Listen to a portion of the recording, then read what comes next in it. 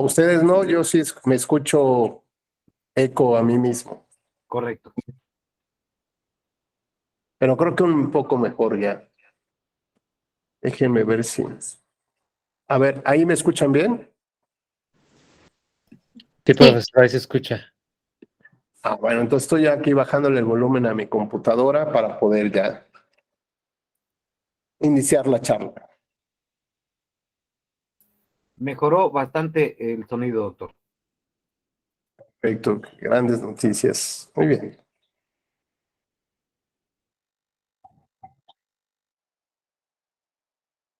Muy bien, pues muy buenos días tengan todas y todos ustedes.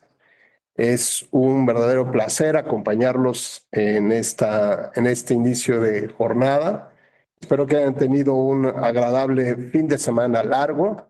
Y bueno, pues hoy nos convoca justamente la Escuela Judicial Electoral a charlar acerca de la argumentación jurídica y, digamos, desde el enfoque de la materia electoral, ¿no? Así que bueno, pues el enfoque que vamos a darle hoy es la argumentación jurídica, materia electoral y derechos humanos, porque ya saben que a partir de la reforma de 2011, el régimen de aplicación del derecho que tenemos que seguir está enfocado justamente a la protección, maximización y progresividad de los derechos humanos. Me da muchísimo gusto, en verdad, saludarlos esta mañana a todas y a todos. Es un verdadero placer. También desde aquí doy mis saludos y mi agradecimiento a la Escuela Judicial Electoral, a la doctora Gabriela Rubalcaba, la directora de esta escuela, al magistrado Felipe de la Mata Pizaña y a todo el equipo que muy gentilmente nos permiten desde muy temprano ya están pendientes de la conexión o conectividad y están al pendiente del desarrollo de esta clase. Bueno, pues iniciaremos entonces de qué vamos a hablar sobre la argumentación jurídica y la materia electoral. Ustedes ya conocen más o menos cuál es la dinámica con la que normalmente trabajamos, que tiene que ver con la retroalimentación, con la posibilidad de analizar otros enfoques muy interesantes que ustedes son los que pueden plantear. Así que les pediría de favor que en la medida de sus posibilidades enciendan sus cámaras, así podré saludarlos y verlos personalmente. Y por otro lado, bueno, pues también estar al pendiente de las preguntas o de la participación. Me da muchísimo gusto nuevamente. Guadalupe, muy buen día, ¿cómo estás? Gusto saludarte. Leila, igualmente, muy buenos días. Jorge, ¿qué tal? ¿Cómo estás? Raúl, muy buen día. Yael, gusto Buenos días, saludarte. doctor. Gracias, gracias. Tenemos dos, Raúl Alejandro y Raúl Pablo. Muy bien. Bueno, pues vamos a platicar un poco sobre este tema de la argumentación jurídica. Hay que primero más o menos tratar de contextualizar por qué surge esta idea de analizar cómo es posible que los jueces pudieran tomar diversas decisiones y cómo estructura su pensamiento, cómo lo estructuran para poder llegar a conclusiones que tal vez la sociedad normalmente no vislumbraría. Así que bueno, pues digamos, en un primer acercamiento tenemos resoluciones por parte de jueces que seguían un estilo de aplicación del derecho basado en la máxima de la ley es la ley y no se cuestiona. Por lo tanto, esta idea de aplicar las consecuencias jurídicas que el legislador determinaba en términos de las disposiciones legales, pues llevó a reducir prácticamente la práctica de la función judicial.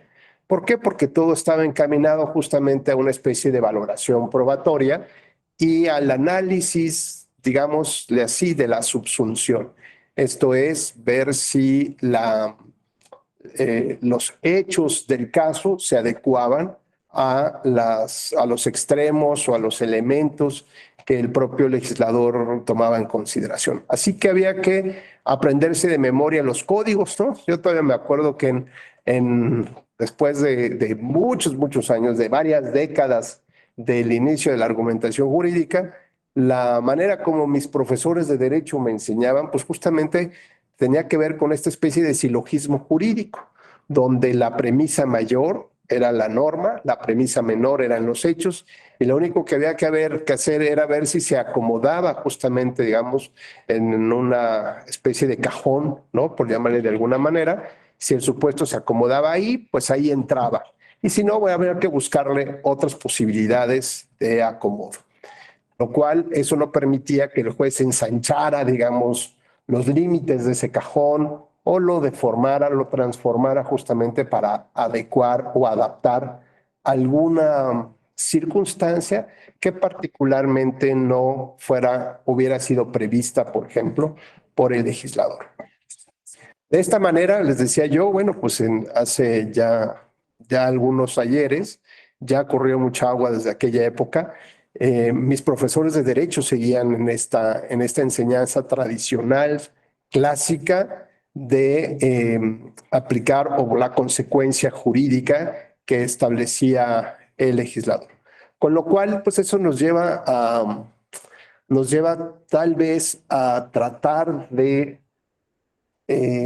intentar cambiar un chip, cambiar la posibilidad de no solamente entender el derecho, sino de aplicarlo bajo nuevos conceptos que pudieran resultar más atractivos.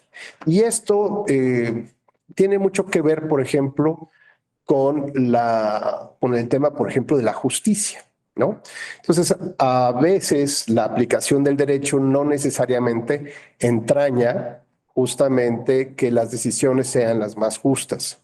Y esto porque la concepción que se tiene del caso, ¿no? Por el propio legislador, aparentemente sí podía resolver determinadas inquietudes de la sociedad. Y tenemos, por ejemplo, casos donde, por ejemplo, el autor Jorge Malem Seña nos comenta o analiza si un mal juez o si una mala persona podría ser un buen juez, ¿no? Entonces, bueno, pues iniciamos ya con cafecito en mano y pues esta primer charla. Leila, ¿qué opinas de eso? ¿Ya habías escuchado este ejercicio? Si las malas personas pueden ser buenos jueces. ¿Qué opinión te merecería ese tema? Yo no había escuchado respecto a eso, pero mi opinión personal es que lo que habíamos dicho, a lo mejor cuando eres juez separas totalmente pues tus convicciones o tu manera de ser independientemente, te hablas de lo que es lo jurídico objetivamente, ¿no? No te basas tanto en si eres bueno o malo, ¿no? O sea, eso es lo que yo pienso respecto a eso. Por O sea, ejemplo, Leila, ¿tú crees que un asesino, un homicida serial podría ser un buen juez? Si tomamos en consideración que la lógica jurídica nos dice que tengo una premisa, una norma que debo de aplicar, que debo de acomodar los hechos a esa norma y obtener una solución. Así que como que requeriría yo digamos, cierto tipo de virtudes para hacer esto, o más que nada ya está dada la solución. Simplemente lo único que tengo que ver es si se adecúa o no se adecúa. Y si es esa la función del juez, pues entonces me parece que las malas personas, un homicida serial, por ejemplo, podría ser un buen juez. bueno, es que aquí hablamos más respecto a la lógica que puedan vertir, ¿no? Sobre los hechos, o sea, a lo que usted mencionaba de crear como que las premisas. O sea, no creo que sea necesario que seas así buena persona, o sea, emocionalmente, sino solo utilizar pues la lógica, ¿no? O sea, lo que vas a resolver en este caso, digamos. Entonces, por ejemplo, tú dirías que si quieres contratar a un excelente arquitecto o carpintero, o así, al mejor que hay, pero te avisan, fíjate que este es un delincuente, ¿no? pues bueno, si lo necesitas contratar, lo contratas. O sea, no creo que haya ningún problema, por ejemplo, para que te hagan una construcción o que te arreglen un mueble, ¿no? O, por ejemplo, podría ser un gran violinista. Es decir, que una persona que no necesariamente atiende, digamos, a los valores o virtudes que nosotros podríamos considerar, puede llevar a cabo distintas funciones en la vida, ¿no? Como ser el violín, ser músico, ser arquitecto, ser carpintero, ebanista, pintor, lo que tú quieras. Pero cuando hablamos de los jueces, pensamos si esas personas podrían desempeñar esa función. O sea, sí, ya en este caso específico respecto a los jueces, yo creo que sí debería de ser una persona, pues hasta cierto punto, con ¿cómo lo menciona? Con un modo honesto de vivir, o sea, que sea una persona, que tenga valores y principios, porque al final de cuentas, eso, pues también influye en la credibilidad que nosotros le vamos a dar al resultado de lo que haga. Claro, pero acuérdate que en la reducción, digámoslo así, de la aplicación del derecho tengo una norma, veo si el caso se adecua a ella y resuelvo en consecuencia. ¿Qué opinas al respecto, Jorge? Muy buenos días nuevamente. Buenos días a todos, a todas. Yo creo que sí podría, pero no debería. Me parece que pues el unir entre la teoría y la práctica para obtener coherencia, porque digo, hay muchos casos, ¿no? Sería desde el reclutamiento de los jueces, qué tipo de personas se están reclutando para ser jueces. Entonces, desde ahí iría el asunto de si son buenas personas o no. Finalmente, ya reclutadas y ya siendo jueces, tendrían que aplicar la norma, independientemente de que sean buenas personas o no. Pero entonces, creo que es un asunto de teoría y práctica y del poder y del deber ser. Gracias, Jorge. Fíjense que la verdad es que aquí hay una trampa en el cuestionamiento, porque estamos mezclando dos conceptos totalmente distintos. Uno, estamos pensando si puede ser un buen juez, y un buen juez lo estamos enfocando desde el punto de vista de las habilidades técnicas, en el conocimiento para poder resolver los casos, conocimiento del derecho, por ejemplo, conocimiento de cuáles son las consecuencias, los efectos, la reparación, etcétera. Y por otro lado, estamos hablando de lo malo, es decir, la ausencia de virtudes que te llevan al perfeccionamiento, ¿no? El ser. Entonces estamos hablando de dos conceptos distintos. Uno en el tema moral, ¿no? Por ejemplo, si una mala persona, es decir, en un tema de moral, porque comete ciertas infracciones o incluso, decíamos con Leila, podría ser un asesino serial, ¿no? Bueno, esa es una mala persona. Pero cuando la ponemos en el plano argumentativo con un buen juez, ¿no? Nuestra mente está pensando en las habilidades técnicas para poder desarrollar un oficio. Entonces vean que la trampa está desde la propia construcción del lenguaje.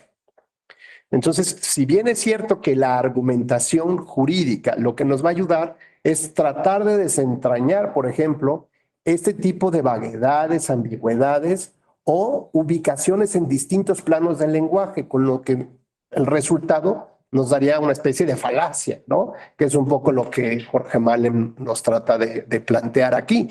Cómo nos entrampa el propio lenguaje, porque hablamos, insisto, de la bondad, de lo bueno y de lo malo en términos de virtudes. Pero por otro lado, estamos confundiendo lo bueno y lo malo también desde el punto de vista técnico de las habilidades.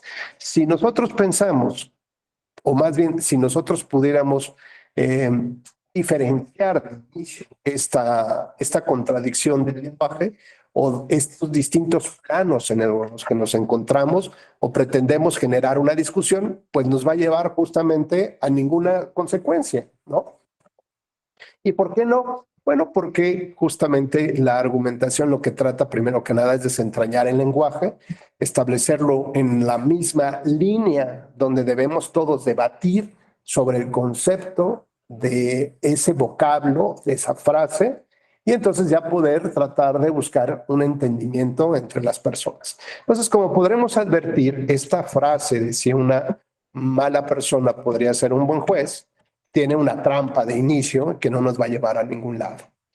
Cuando platicamos entonces si las funciones del juez se reducen solamente al conjunto de conocimientos y habilidades para desempeñar el cargo, entonces me queda claro que nada tiene que ver con que sea una buena o una mala persona.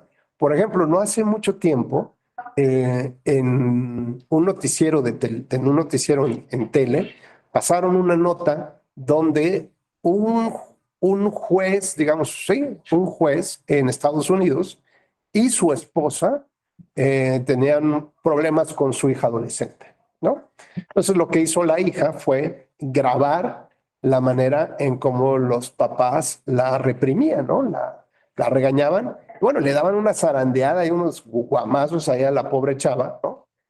Y la pregunta que tenemos que hacernos, eso, ¿no? Esa forma de actuar de un papá, pero que al mismo tiempo es juez, ¿lo limitaría al desempeño de la función del juez?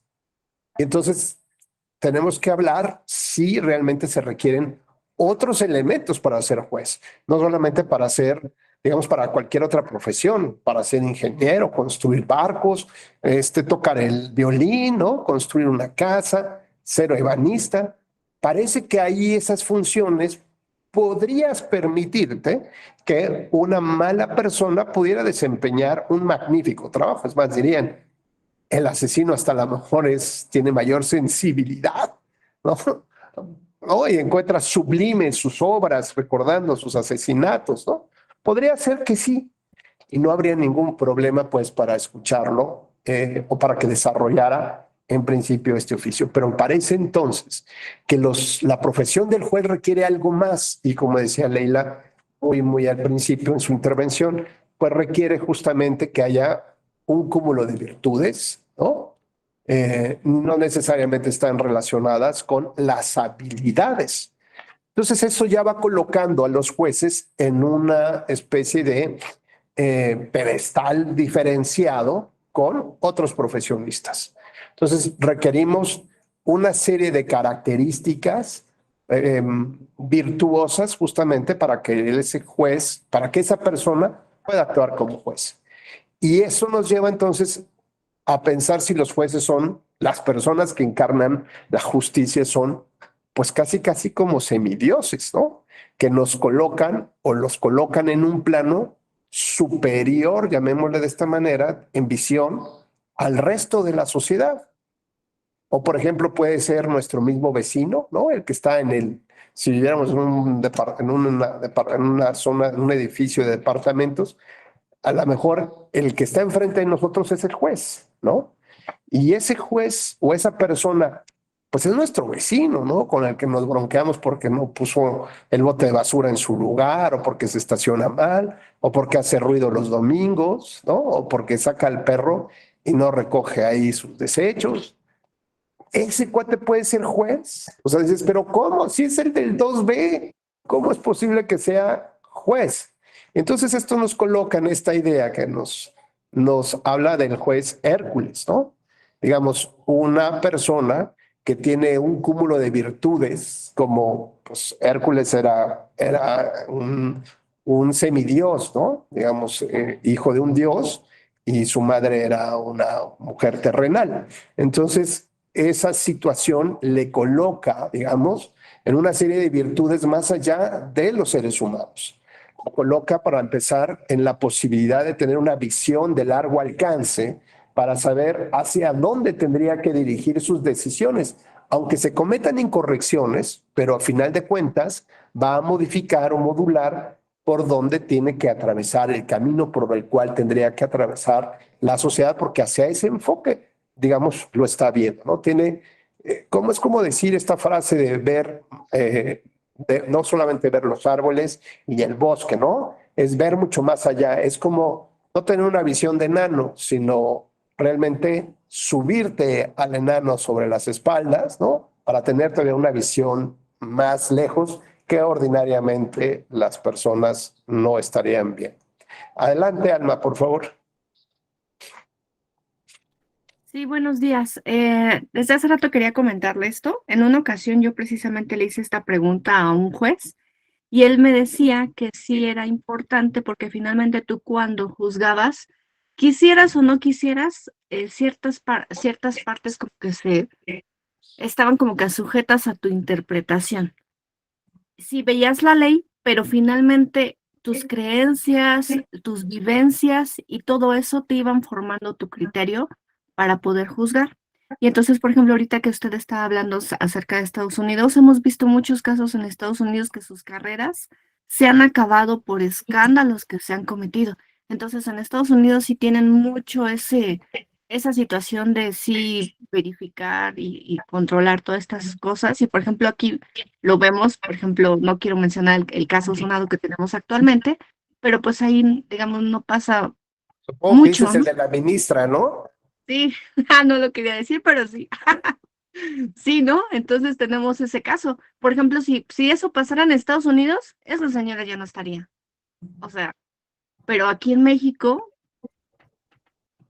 por alguna razón, no quiero decir tampoco por cuáles, no sucede, ¿no? Ujú. Entonces, nada más era eso.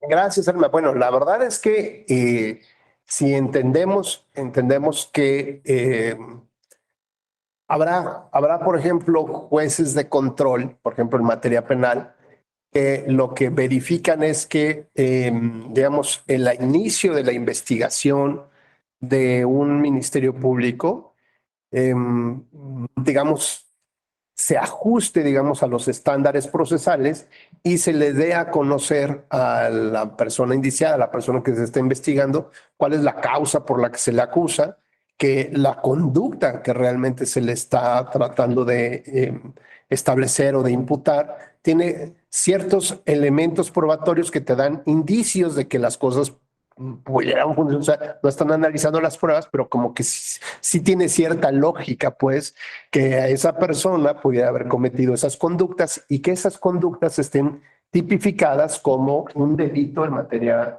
un delito, y que por lo tanto requieren de, pues, que haya que esa denuncia se le dé a conocer a la persona que está siendo investigada y que se le respeten sus derechos procesales antes de iniciar un juicio en materia penal propiamente dicho. Entonces, fíjate cómo estos jueces intermedios, antes del inicio de un proceso penal, tratan de de garantizar justamente que no se cometan incorrecciones, infracciones, o que por ser una decisión de un gobernador, de un poderoso, pues esté investigando a una persona y que tenga, digamos, sea como perseguido político, ¿no? Que también en estas épocas abundan en algunos estados, ¿no?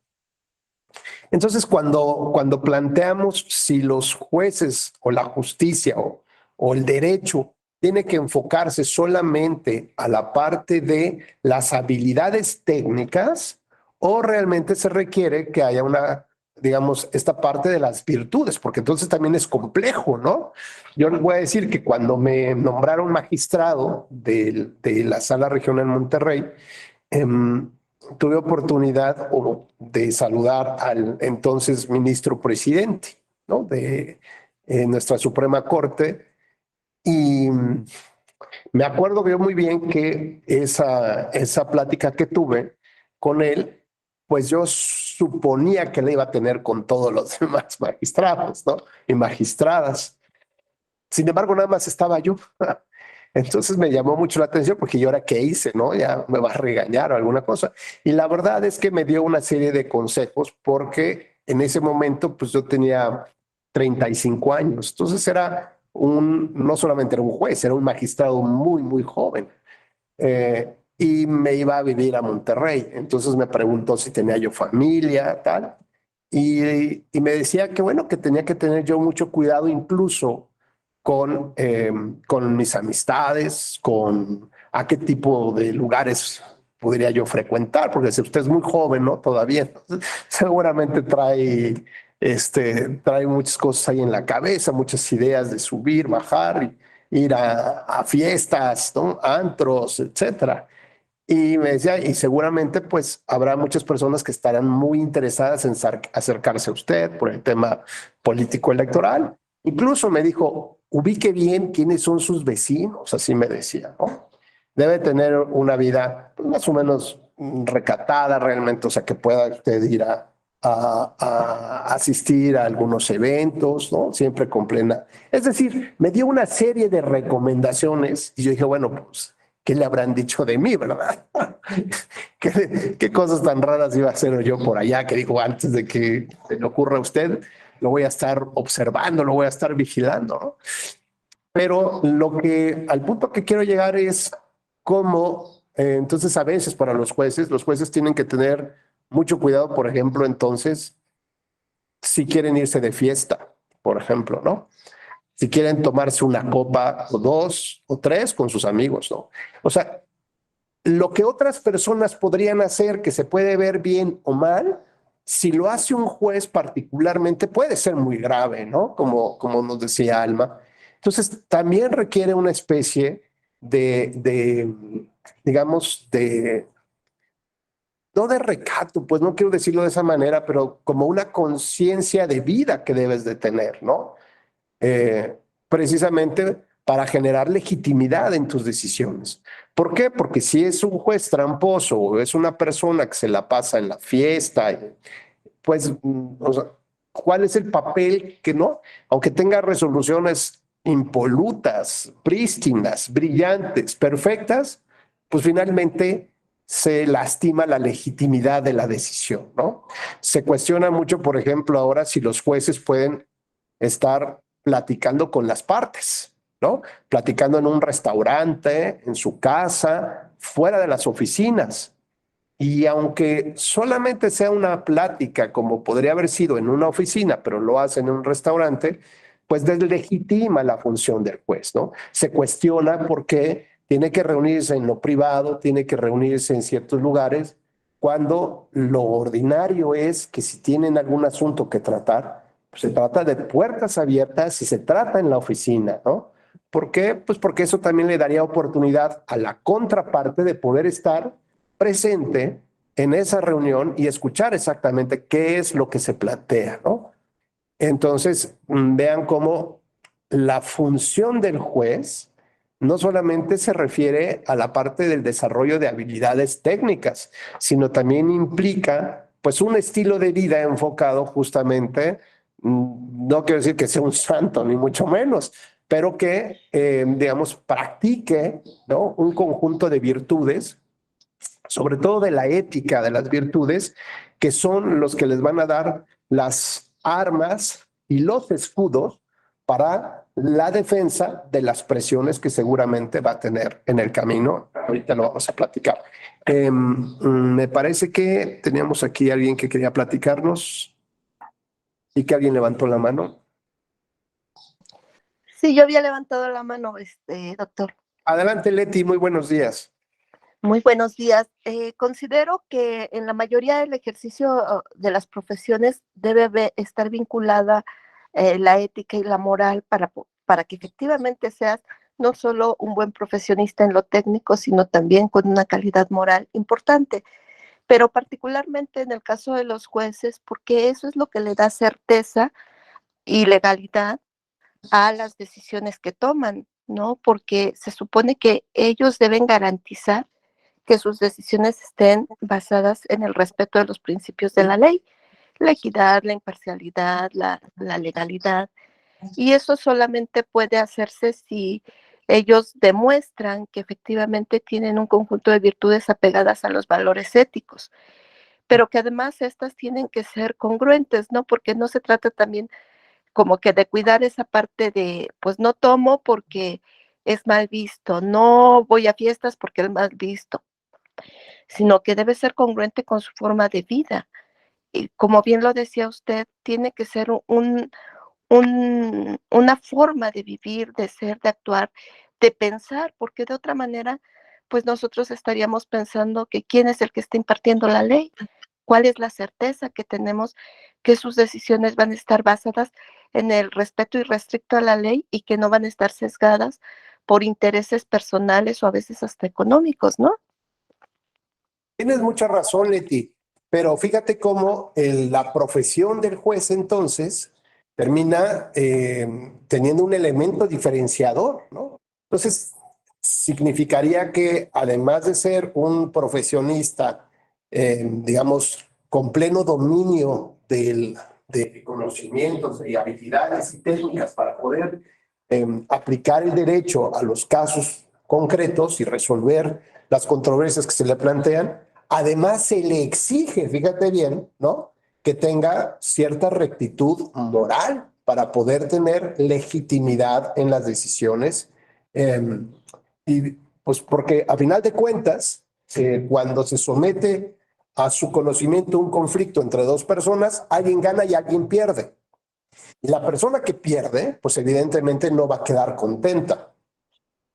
Cuando la persona que pierde encuentra, digamos, no solamente es un tema de la imperfección de la ley, por ejemplo, del legislador, que no estableció bien cuáles son los alcances y la manera de resolver este asunto, pero si advierte que el juez no tiene esa legitimidad moral, pues entonces va a decir, el juez es un corrupto, el juez se vendió, ¿no? Él, seguramente ya platicaron con él, ya le dieron lana o a lo mejor yo le caigo mal, ¿no? Entonces empezamos a desacreditar a la persona y no a conocer cuáles son los elementos de la sentencia o de la resolución mediante la cual no se obtuvo el resultado que se pedía. Y sobre todo, bueno, también tiramos un poco el asunto a los abogados litigantes que no hacen también su chamba, ¿no? Entonces, que, digamos, el sistema judicial debería de ser, digamos, esta parte que dice Leti, donde todos trabajemos en función de las virtudes, ¿no? De la ética de las virtudes para que el litigante, pues, tenga esa posibilidad de poder defender bien a sus clientes. Y la flojera, o el no estudiar, o el comprometerse a algo que no sabe, pues termina siendo culpa, los resultados terminan siendo culpa del juez, ¿no? Entonces le dice, es que el juez se vendió. Oiga, es que necesito dinero para que el juez me reciba. Cuando eso en realidad no es así, ¿no? Entonces también esta parte de las virtudes tiene que estar en función no solamente del juez y de sus secretarios, tiene que estar también del otro lado de los litigantes y por supuesto de los clientes, porque qué cliente o qué persona que lleva a un juicio a lo mejor no es capaz de mentir. Se preparan a los testigos, ¿no? Incluso se dice como, pues consíguete unos testigos o preséntate un documento del médico para que no puedas ir a desahogar alguna prueba confesional. Y entonces, pues di que estás enfermo y háblale a un cuate que tenga un recibo médico y que te lo dé. Bueno, eso no es ético, ¿no? Entonces, fíjense contra lo que el juez también está, evidentemente, no solamente en materia electoral, se ve mucho pues, en materia, por ejemplo, penal, donde la persona que está siendo acusada, pues él se declara inocente. Él no cometió los delitos que se le están imputando. Como ven, entonces, es todo un contexto, pero me queda muy claro, como dice Alma, Leti y Jorge, se requiere también trabajar en el sistema y fortalezas de la ética judicial. E insisto, no solamente porque le da legitimidad, sino porque yo soy un convencido de que son herramientas, ¿no? Es tu espada y tu escudo, básicamente, para poderte defender en el día a día de los pequeños y grandes actos de corrupción y de presión que pueda existir. Adelante, Guadalupe, por favor. Sí, doctor. Bueno, realmente hay máximas expresiones sociales que se conservan. Entre ellas, la siguiente: los tiempos cambiaron y las personas también. El personal que participa en materia de la impartición de justicia en los distintos ámbitos, luego entonces tendrían que ser, así como iniciamos la práctica, como tocados por Dios, cuando que actualmente tenemos diversas personas que tienen otras costumbres, otras prácticas, y no por ello actúan de manera como los tenemos estigmatizados. Esto mismo que sucede en materia judicial es lo que sucede en la calificación del voto. Al momento de hacer el escrutinio y cómputo en casilla, se determina conforme a los criterios marcados en las jurisprudencias emitidas, conforme a los criterios adoptados, cuál es válido para un partido y cuál es válido para otro partido y cuáles son los votos nulos. Ese mismo paquete, esos mismos boletas se entregan en el Consejo Distrital y allí en ese momento se hace el cantado de lo que va llegando. Llega el momento del cómputo final, en donde hay que no solamente abrir, hay un vicio de expresión, se abrieron los paquetes, todos los paquetes se abren.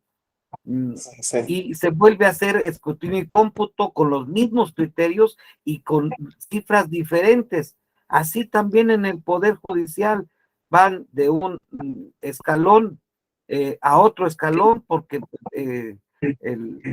la cadena de la legalidad ha permitido que los actos y resoluciones de una autoridad sean revisados en el siguiente nivel, etcétera. Entonces yo no me atrevería a concebir esta pulcritud que sería particular, porque ahora también contamos con personas con capacidades diferentes, personas de la comunidad LGBTTIQ+, en donde los podemos tener estigmatizados. Y por eso no pueden ser jueces, magistrados, ministros, porque desde mi punto de vista no están siendo los idóneos. Cosas así, doctor, que me parece que así como estos dos ejemplos que he mencionado, también ustedes han sufrido los vaivenes que se han dictado en las estructuras de las sentencias, los antecedentes, los hechos, la norma, la premisa, y finalmente el dictado de la sentencia. Es cuanto, doctor. Muchas gracias. Gracias, Adolfo. Pues sí, tienes mucha razón. Y la verdad es que los jueces están siempre sujetos a muchas presiones. Desde cómo resolver el caso, ¿no? Cómo tratar de adecuar que la norma también se ajusta, ¿no? Porque una cosa es resolver conforme a derecho, y otra cosa es tratar de encontrar justicia en la aplicación del derecho. Y a veces la norma es injusta. A veces la norma es incluso contraria a la Constitución y a veces, digamos, en este antecedente hasta llegar a esta fecha, hemos atravesado por épocas, pues, no quiero decir oscuras, pero sí de una concentración brutal del poder que da la posibilidad de decir que una norma debes de expulsarla del sistema porque es contraria a la Constitución. Y entonces, ¿eso qué implica? Pues colocarte otra vez por encima, digamos, de los jueces normales ahora, y tú tienes la capacidad de leer la Constitución. ¿A qué me refiero con leer? Pues no solamente a su comprensión. Cuando es un documento histórico, político, un documento de ética, de valores y de principios, ¿no? Es otra vez colocarte como ese juez Hércules por encima de todos y decir, yo, a ver, yo, Rubén, tengo esa capacidad de analizar la Constitución porque de ella emanan muchas leyes y yo tengo la honestidad, el conocimiento, las habilidades y las virtudes necesarias como para poder interpretar la Constitución y darle un sentido, porque Fíjense que esto, a mí me gusta mucho esta analogía que hago. Yo cuando era niño todavía asistía a algunos eventos públicos en la plaza pública de Teatro Guiñol. No sé si ustedes alguna vez lo habrán visto. Ya son como artesanías, estos títeres de madera que se mueven por unos hilos, ¿no? Con unos hilos. Bueno, pues en el Teatro Guiñol se representaba una historia, una escena, etcétera, ¿no? Entonces, estos muñecos se movían, estos personajes se mueven a través de hilos hacia un control que eran unas maderitas, ¿no?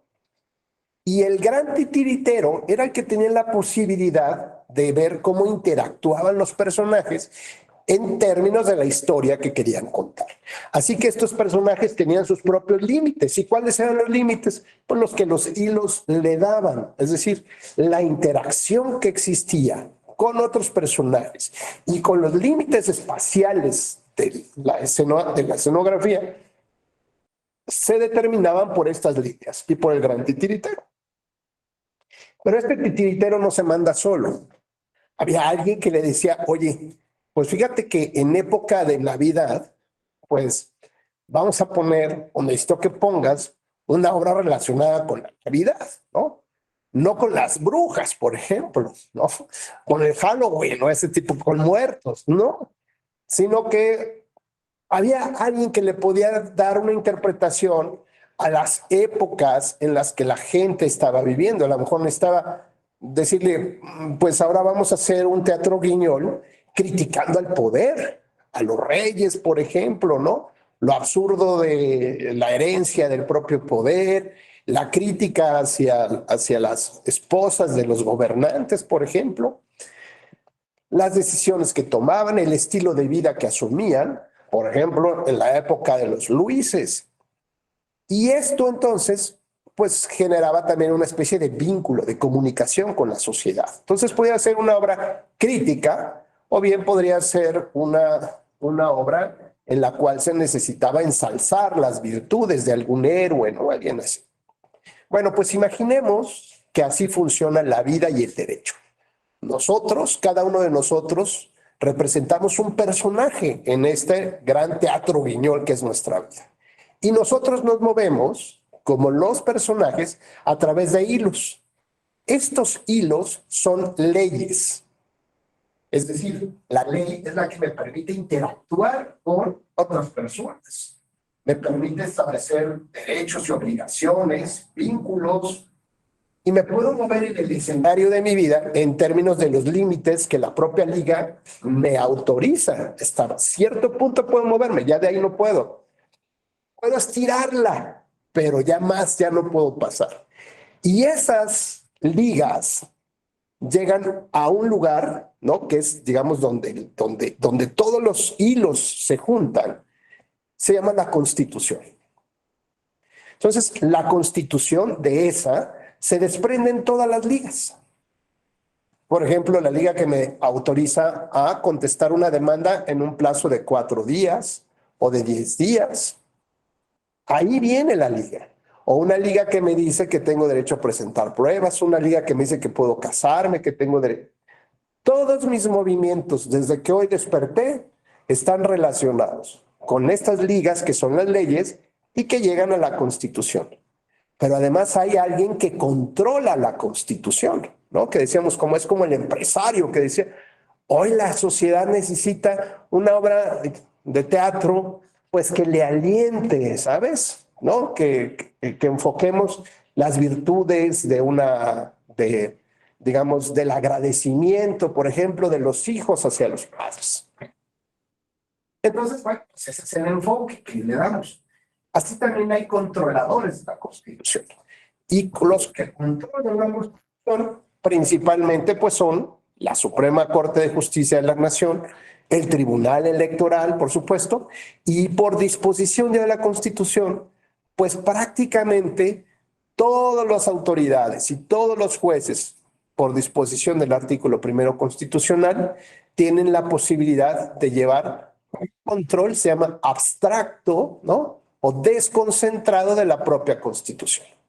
¿Esto qué significa? Bueno, que no solamente necesitas una aplicación de la norma a un caso concreto, sino que puedes ir más o menos interpretando la ley en función de los beneficios que podrías otorgarle a las personas. Creo que ya lo platicamos, por ejemplo, en el caso de las personas invidentes o ciegas, ¿no? Que quieren ejercer su derecho a votar. Bueno, existe una disposición constitucional o un principio constitucional que nos señala que debemos darle la debida incorporación real y efectiva, ¿no?, a esas personas que por una situación de vida pueden pertenecer a un grupo desfavorable. Bueno, yo no necesito un caso concreto para resolverlo, simplemente es estar preocupado en ver cómo aplico la Constitución a través de las normas, y normas ya muy pequeñitas, muy finitas, que son a lo mejor un lineamiento, un acuerdo, una circular, ¿no?, donde yo pueda favorecer a esas personas para que esas diferencias, pues, que tienen con otras, no marque su vida, ¿no?, sino que sea prácticamente parte de lo mismo, ¿no?, como parte de este mismo grupo. Bueno, esta forma, digamos, de entender a partir de esta analogía, entonces nos empieza a dar un sentido justo de cómo debe funcionar la obra de teatro y cómo debiera funcionar nuestra vida. Pero a veces, como personajes, no alcanzamos a entender todo ese contexto. Y ese contexto, los jueces sí estarían obligados a tratar de entenderlo para darle un funcionamiento adecuado a las normas, ¿no? Es como aquel que dice, voy a salir de fin de semana largo y necesito que mi vehículo esté en perfectas condiciones. Y entonces es previsor, lo lleva al taller, no lo lleva un día antes, porque además no lo van a atender. Entonces lo lleva 10 días antes, una semana antes, es previsor, sabe que va a tomar curvas, ya conoce menos cuál es la carretera, sabe que hay baches, necesita revisar sus llantas. No, hombre, sí pasa. O sea, no, a ver, no, ¿cómo andan tus frenos? Es decir, empieza a prever más allá de las circunstancias. Y entonces, por ejemplo, entiende que debe de transitar por ciertos horarios, porque además va con su familia, y que una ponchadura, por ejemplo, porque las llantas andan ya defectuosas, implicaría quedarse a mitad de la carretera, y él, ¿cómo resolvería el problema? Se quedaría ahí, y además, ¿qué tal si pues no hay señal, ¿no?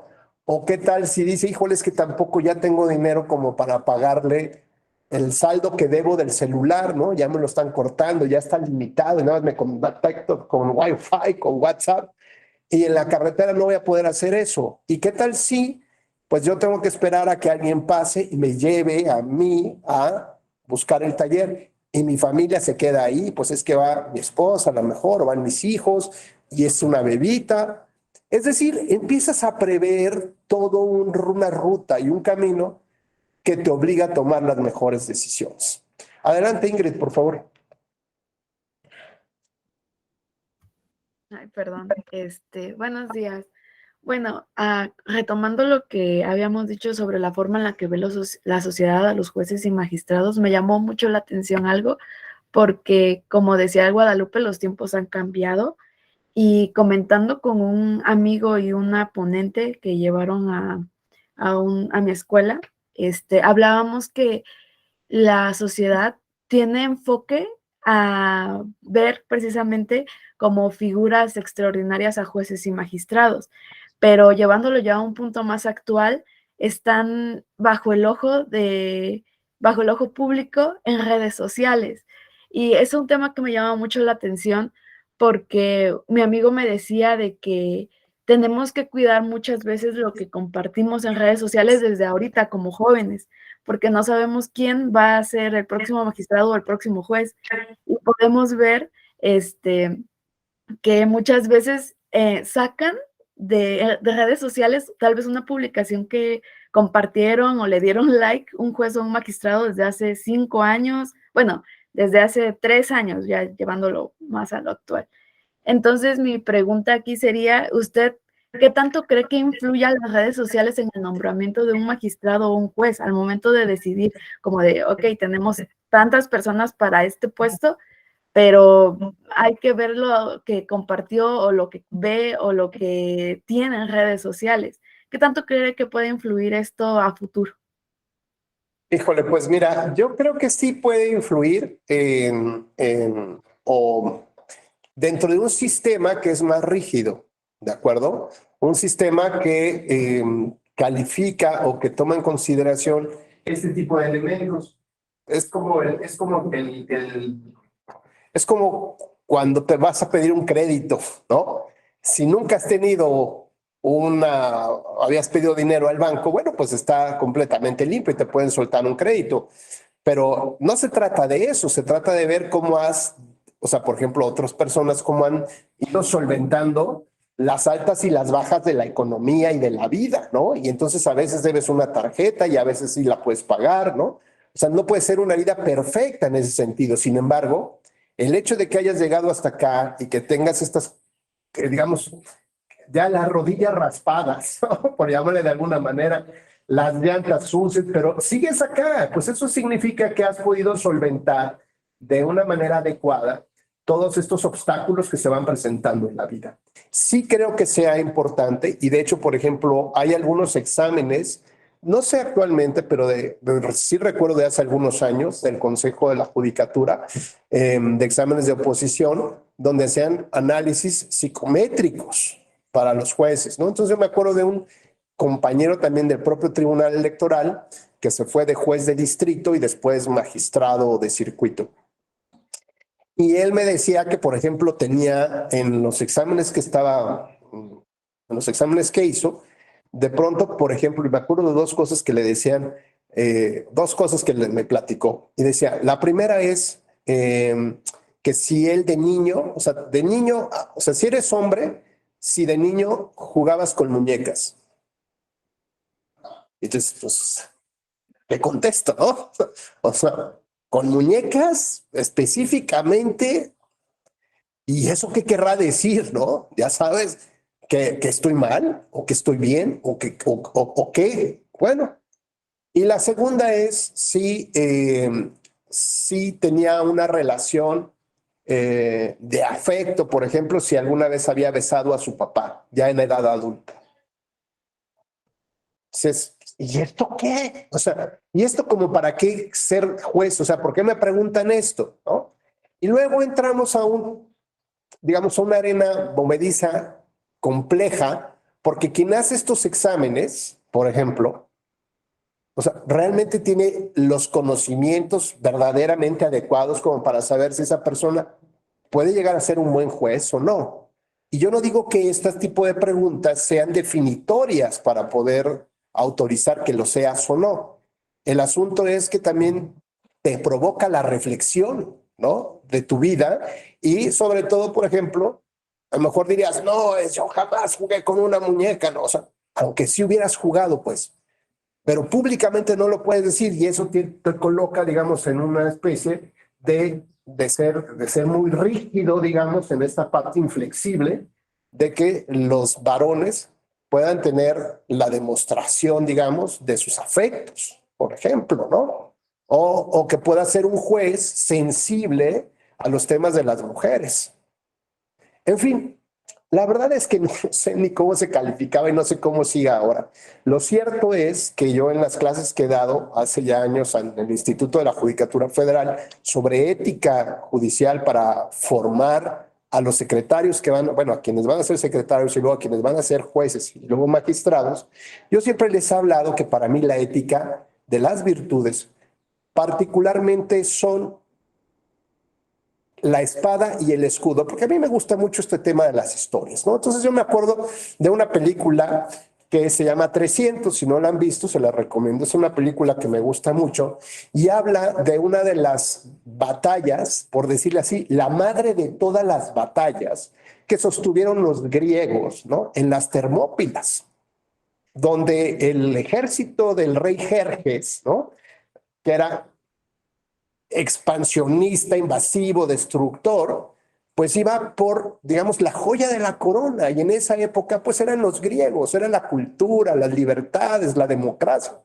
Entonces resulta que, pues les dan una especie de salvoconducto para que se rindan y no vayan a arrasar con la sociedad, ¿no? Con esto. Y la historia cuenta, pues, que este es un ejército ateniense, ¿no? Que está, que nace prácticamente para la guerra, para defender un conjunto de derechos, de libertades, y entre ellas, pues, deciden justamente enfrentar al ejército de Jerjes, ¿no? En una parte, digamos, muy angosta en el camino, y solamente va un grupo pues muy pequeño, ¿no? Que son, digamos, los pobladores, no sé, del ejército, y buscan el apoyo de otras comunidades y pues no lo apoyan, ¿no? Porque todos saben que van a perder, o sea, van a morir, ¿no? Es suicidarse. Sin embargo, van y evidentemente a pesar de que pierden, pues, ¿no? Que matan a todos, lo cierto es que esto sirve para que se unieran más comunidades en torno a la defensa de algo. Y algo significa el estilo de vida que tenían. Y si era un estilo de vida de libertad. Entonces preferían morir antes de perder la libertad.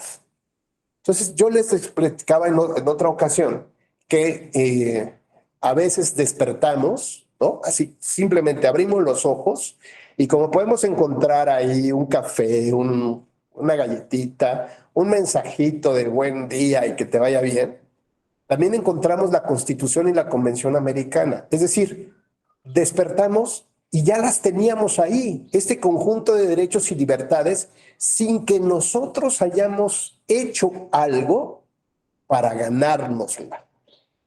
Bueno, este grupo digamos, de los 300, habían luchado por su libertad.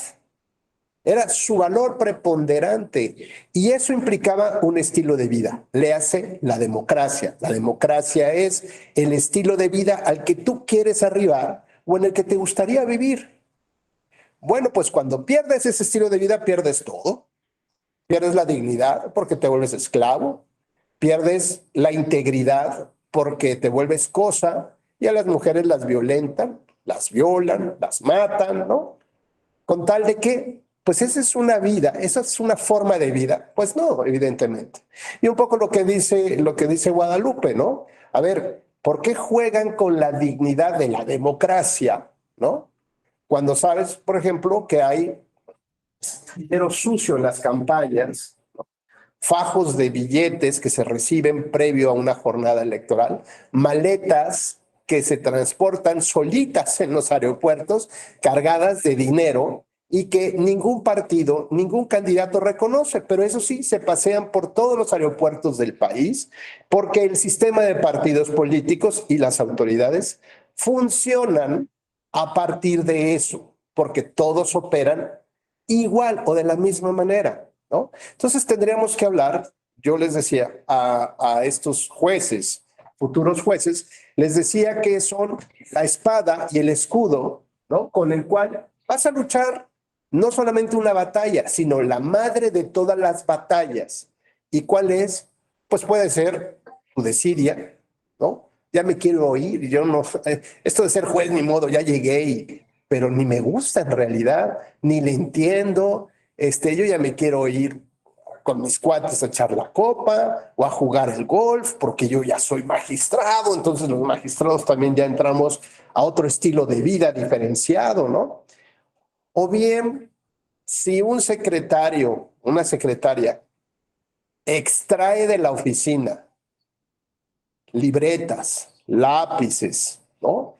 El cable, se lleva cosas de la oficina porque las necesita, no nada más para trabajar en su casa, ¿no? Si los necesita personalmente, significa, por ejemplo, que la ética de un secretario, de una secretaria, cuesta una libreta rayada. ¿Cuánto cuesta una libreta rayada? ¿30, 100 pesos? Se doblegó por una libreta, porque lo pueden correr por robarse una libreta. Ay, ¿a quién corren? Bueno, en un régimen donde hay este tipo de rigor, pues lo podrían hacer. Bueno, hay regímenes, por ejemplo, en Europa, donde el que ocupa digamos, el servicio público ocupan, por ejemplo, estos puntos de premio que dan las tarjetas de crédito, por ejemplo, American Express, ¿no? Bueno, si yo tengo por mi función de servidor público muchos vuelos y los pago con la tarjeta American Express y después ocupo esos puntos para mis viajes personales, pues significa que estoy tomando los puntos que en realidad le corresponden al Estado y no a mí. Y eso es un escándalo y terminan renunciando las personas. O su segundo de a bordo hizo algo así y el principal termina renunciando, ¿no? Y lo vemos en Japón, y lo vemos en Alemania, y lo vemos en muchos lugares donde el concepto de la honradez y de la rectitud o de las virtudes, pues está muy en alto, donde exigen que sus servidores públicos, normalmente, pues no cometan ese tipo de cosas. Yo me acuerdo, por ejemplo, un expresidente en Francia, tenía a su amante, ¿no? Y todo el mundo conocía, y le tomaban videos de cuando salía del departamento de su amante. Pero eso lograba, por ejemplo, que no pudiera ejercer la presidencia de Francia. Pues no, pues los franceses también tienen un estilo muy particular. Dice, su vida personal es su vida personal, ¿no? Si tiene amantes, o sea, mientras a mí me cumpla en las habilidades, en las técnicas y no se robe la lana, lo que haga en su vida, bueno, aquí en México sería un escandalazo, ¿no? Que el presidente tuviera un amante, por ejemplo, que el amante estuviera embarazada. Bueno, sería un verdadero escandalazo. O es más, como por qué buscan que se casen los candidatos, ¿no? O sea, como esta figura de que, es que tienes que tener esta imagen de que tienes familia. A ver, ¿y eso a quién le debería de importar, no? Nos preguntaban, ¿puede afectar las redes sociales? Pues no, imagínense, si hasta tienen que conseguirle la esposa o el esposo, ¿no? A la candidata o al candidato para que venda ese tipo de imagen, pues, ¿qué significa? Bueno, que esta sociedad mexicana está más preocupada en ese tipo de cosas que en realmente que ejerzan el puesto. O sea, ¿qué problema habría si fuera bisexual? ¿Qué problema habría si es soltero, si es viudo, divorcio? O sea, ¿qué problema habría si mientras cumplas con las funciones para las cuales la sociedad te está otorgando ese mandato o ese poder? Así que si un secretario de estudio de cuenta doblega su voluntad por unos lápices, por unas gomas, lo que ustedes quieran, ¿no? Ahí, imagínense cuando sea juez, su voluntad está doblegada ya. ¿Puede aguantar 5,000 pesos, 10,000, 50, 100,000? Por supuesto que no. Y si es magistrado, 100,000 o 1,000,000 de pesos. Y si es ministro, pues a lo mejor un puesto de fiscal general de la República. Por supuesto que no. ¿Por qué? Porque ese tipo de voluntades, ¿no? Que en lugar de estarla fortaleciendo de manera constante y permanente, pues al contrario, la debilitas desde una libreta hasta cuando te habla el presidente o te habla un gobernador y te dice, oiga, magistrado, es que me gustaría que el asunto, ya sabe, ¿no? Saliera así. Entonces, pues saldrá como tendrá que salir. Oye, pero te estás arriesgando a que ese gobernador, ¿no? Después te meta la... Pues no, porque tenemos un halo y una protección. Y al final del día, digamos, al final de la gran jornada, por ejemplo, en esta materia de ser magistrado, en materia electoral que dura una temporalidad, pues hay veces que justamente los distintos actores políticos terminan reconociendo a lo largo de tu vida, terminan reconociendo que fuiste no solamente una persona con las habilidades y técnicas necesarias para resolver, sino que tenías la sensibilidad para atenderlos, escucharlos y resolver como tenías que resolver. Y no necesariamente estás corrompido por tratar de pertenecer a un grupo o a ver si te dan un siguiente puesto, ¿sabes? Entonces, es más complicado, por ejemplo, cuando las designaciones de jueces y magistrados son designaciones políticas, que dependen de la Cámara de Diputados o dependen del Senado de la República. ¿Por qué? Bueno, porque esas también obedecen a acuerdos entre mayorías, entre cúpulas. Y bueno, pues quién no sabe que tienes que ir a recorrer a todas las fracciones parlamentarias, ¿no? Incluso a pesar de que en las convocatorias diga la Corte que no van a recibir a ningún candidato, un aspirante, ¿no? Y todos reciben a eso, todos buscan la manera de que lo reciban, de que los... Y luego cuando vas, oiga, ministra, fíjese que... ¿Y ya hablaste con los demás? Pues es que no se puede porque no, pues es que así no funciona. Aunque diga la convocatoria, tú muévete porque si no lo logras, no jala el asunto. Entonces, ¿de qué se trata el nombramiento? De que te conozcan, de que les hablen bien de ti o de las habilidades que tengas y de las virtudes que tengas a lo largo. Y entonces es cuando dices, ¿cómo es posible que estas personas que tienen esta vida, este desarrollo, no llegan justamente? ¿Por qué? Porque no son adecuados para un sistema de amigos, de grupos, ¿no? O de intereses que permita llegar o que a otras personas les permita llegar. Y cuando dices, Dios, ¿y cómo le hizo para ser magistrado electoral, no? Cuando no, en su vida ni trabajó en la electoral, ni en su vida ha sido juez, ni en su vida colegiado, y ya lo pones para resolver una elección de gobernador. Veamos entonces que la ética de las virtudes es este escudo que te permite defenderte de los embates y tu espada que te permite poder salir adelante, ¿no? Y cuando formas un ejército, es decir, cuando formas tu ejército, tu grupo de 300 para defenderte de la gran batalla, ¿a quién escoges? ¿A tus amigos? ¿O escoges a buenos elementos que te ayuden a fortalecer tu imagen, tus estudios, tus habilidades al grupo? Pues es que, decían, es que es pues sí, el nepotismo. A ver, yo contrato a tu hija y tú contrátate a mi hijo, ¿no? Y eso te fortalece, al contrario, eso te perjudica, te deja un flanco frágil, ¿no? Porque después seguramente vas a ser acusado de que lo único que estás haciendo, en lugar de beneficiar a las personas que ocuparon los primeros lugares, por ejemplo, para ser secretario de estudio y cuenta, pues a esos no, ¿no? ¿Por qué? Mejor voy con los amigos de los políticos, de los jueces, y con esos voy también formando mi carrera política. Entonces nos olvidamos justamente de lo que tiene que ver con la justicia, con ese tipo de jueces que estamos buscando formar y que puedan resolver los casos que nosotros les llevamos.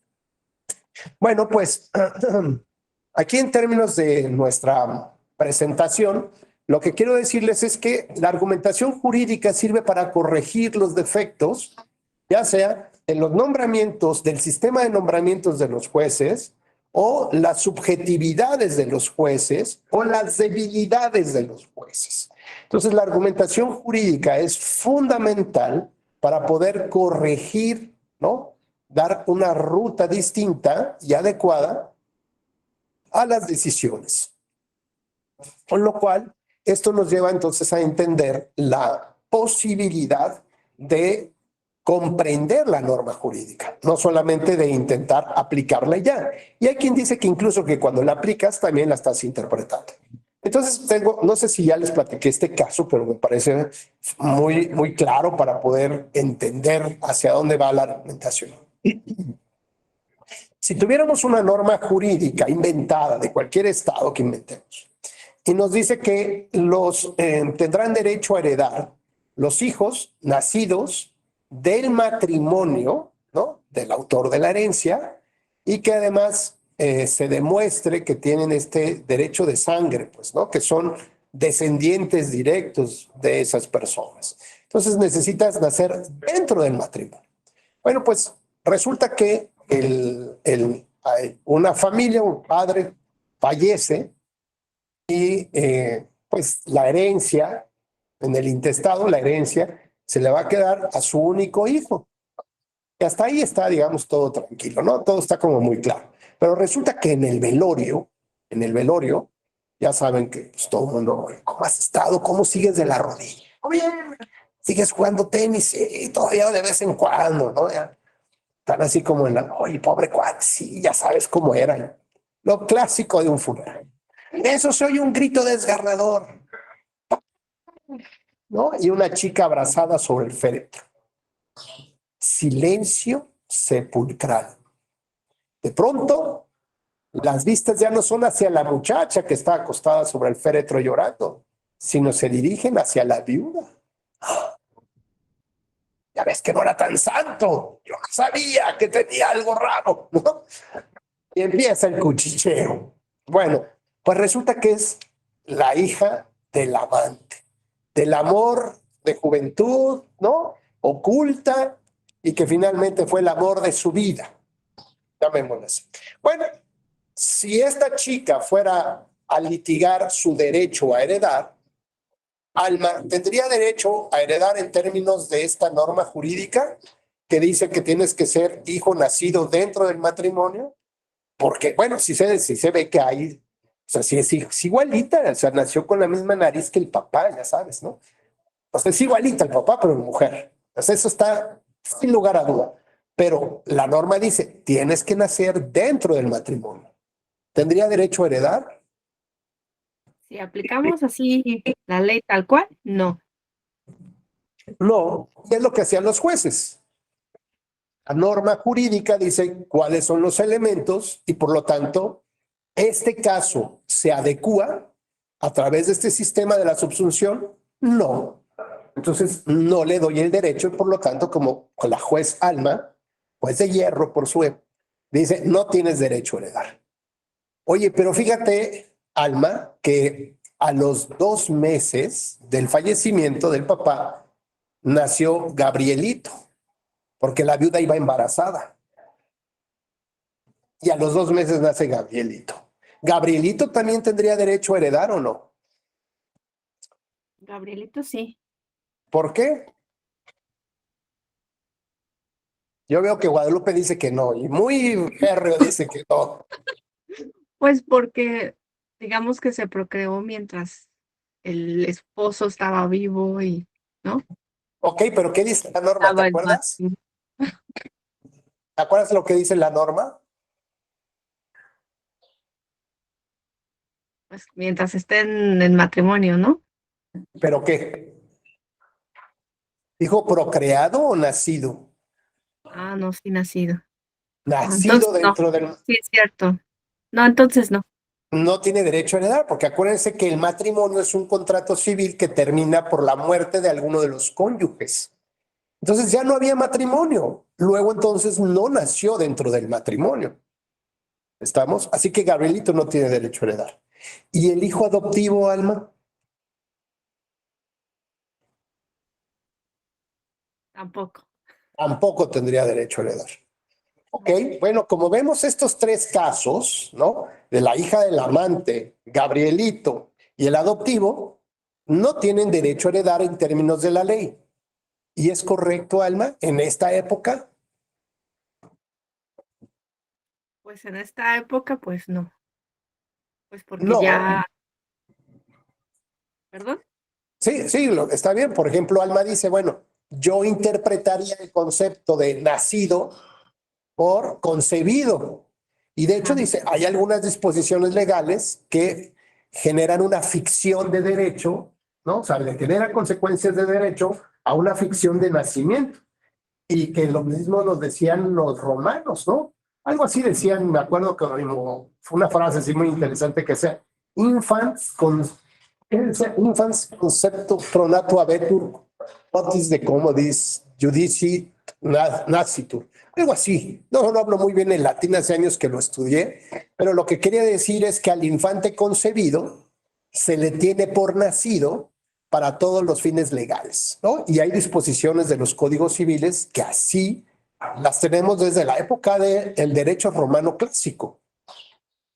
Luego entonces, ese tema lo podríamos zanjar con una interpretación, ¿no? Del concepto vida por el concepto concebido como tal, ¿no? Ok. Ahora yo te preguntaría, Ingrid, ¿tú crees que tuviera derecho a heredar bajo estas mismas ideas? ¿Tuviera derecho a heredar el niño que nació o que derivó de un contrato de subrogación de vientre? respecto de su madre biológica. Entendamos el caso. Hay una pareja que no puede tener bebés, ¿ok? Entonces subroga el vientre de otra persona que sí puede tener bebés. Y ya sea que su óvulo, ¿no?, se le implante un espermatozoide, ya lo fecunde y después se le implante otra vez y ya desarrolle el bebé y nazca el bebé. O bien, pues que sea, digamos, el óvulo de la esposa que no puede tener bebés por alguna razón, en vitro, o sea, fuera de cuerpo, lo fecundan y se lo implantan a una tercera, ¿no?, a otra mujer que va a servir para que se pueda gestar el bebé y nace el bebé y a cambio de un dinero o de otras cosas entrega a ese bebé. Entonces ya tenemos dos supuestos. Puede ser un óvulo de la señora o puede ser un óvulo de otra persona que se le imposta. Cuando ella fallece, su bebé tendría derecho a heredar. Ingrid. Yo digo que en ese supuesto sí, porque nació dentro del matrimonio. O sea, ya aunque se fue en otro vientre, pero nació dentro del matrimonio. A ver, pero estamos hablando de la pareja, ¿ok? La pareja que ya recibió el bebé y lo quiso como su bebé, uno de ambos, bueno, cualquiera de los dos, fallece, ¿no?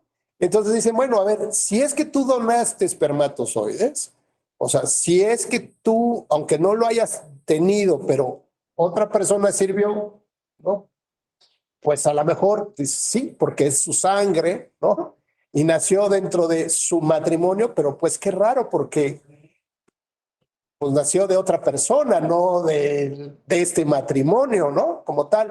Y luego preguntaría, bueno, ese es un caso, pero el de la señora que subrogó su vientre, su hijo, que ya lo entregó, ¿tendría derecho a heredar de ella?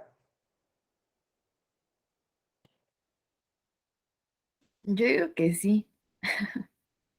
Pues en términos de la ley, como está construida, no. Y luego entonces, eso nos lleva a hacer una pregunta bien importante. Lo abro para quien quisiera responder, porque somos 25 y nada más participan 3 luego. ¿Qué es lo que a ustedes les nace, sienten, que creen que tienen derecho a heredar de sus papás? Más allá de lo que la ley diga. Leti. Adelante, Leti. Yo creo que tiene que ver con la identidad jurídica, ¿no? O sea, ahí ya entra la otra parte, que es cuando tú haces el reconocimiento de un vínculo, que en este caso sería la paternidad o la maternidad, de una persona. Oye, Leti, pero a ver, más allá de esa definición así muy... ¿Tú por qué crees que tengas derecho a pelearle la herencia a otras personas, de tus papás? O sea, ¿qué es lo que tú sientes que te da derecho a exigir esa herencia? Aunque la rechaces si quieres después, ¿no?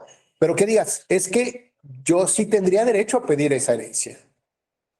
¿Qué hay? Pues es Ajá. un Adelante. vínculo afectivo de cuidados, de tiempo, de una decisión de ellos de haberme concebido y recíproca de cuidados, decían. Entonces creo que tiene que ver también con ese vínculo. Vamos a pensar, esa es la definición, ¿no? Las características que te da el derecho a heredar, la que dice Leti, ese vínculo afectivo. Ahora, no hemos hablado del primogénito, ¿no?, el único hijo de este caso que iba a heredar.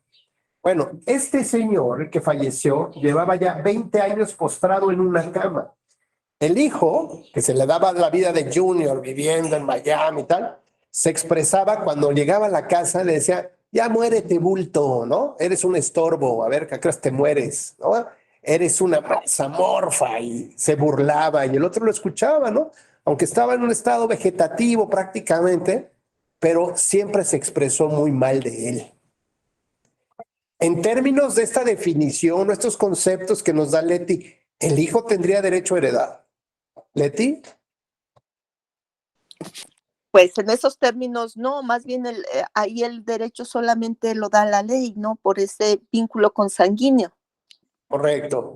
Y entonces ahora imaginemos casos donde una persona, por alguna razón de vida, entregó 30 o 40 años a cuidar a alguien, por ejemplo, a una señora soltera, porque eran mejores amigas, porque se acompañaban, o porque a lo mejor el chofer, ¿no? Fuera el que durante 20 años le cambiaba la ropa a ese señor que estaba en estado vegetativo, lo levantaba, lo abrazaba, le leía cuentos, le contaba su vida, o sea, realmente ejercía más que como hijo, aunque tuviera un pago, pero realmente había un cariño.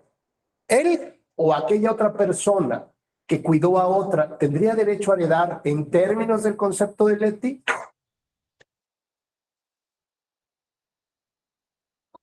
No, más Ingrid bien dice creo que no. no, creo que es una suma de ambas, de ambos derechos, ¿no? Lo que te da la ley y el vínculo consanguíneo y afectivo.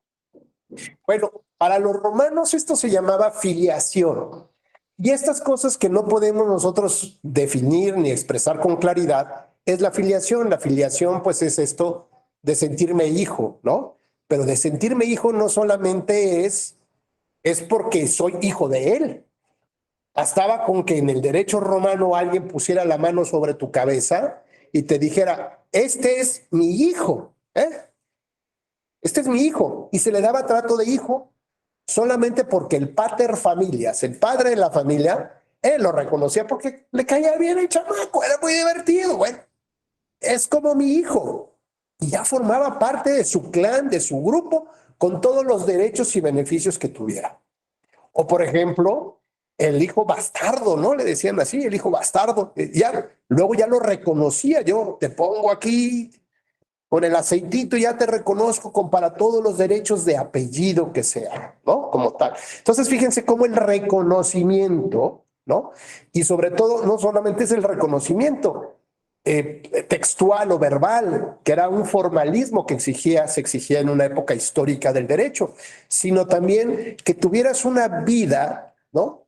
Que representara justamente este calorcito de familia afectivo, como puede ser, pues es que soy su sobrino, ¿no? Pero siempre me dispensaron trato de hijo porque mis padres murieron y me recogieron mis tíos. Y mis tíos siempre han visto por mí y me trataron como un verdadero hijo. Y yo los quise más que los hijos que realmente son de él. La pregunta, ¿ese sobrino que fue tratado como hijo tendría derecho a heredar? Dirían, no, porque no es su hijo. Y los malagradecidos, eso sí, tienen derecho a heredar. Bueno, a lo que voy es que el juez entonces, cuando va a aplicar la norma, tiene que interpretarla en términos del descubrimiento de lo que está hecha la norma. No solamente, como en el caso de decir, bueno, pues la norma tiene una consecuencia jurídica para este tipo de casos y ya lo resuelvo. Y yo como para qué quiero un juez virtuoso, ¿no? Como para qué quiero, pues simplemente una máquina que resuelva ese tema. ¿Se acepta o no se acepta? Y punto, es blanco o es negro y se acabó. Y ya, y pongo una serie de supuestos regulados por el legislador y para eso ya lo resuelvo. Pero habrá muchos casos novedosos también, como la criogénesis.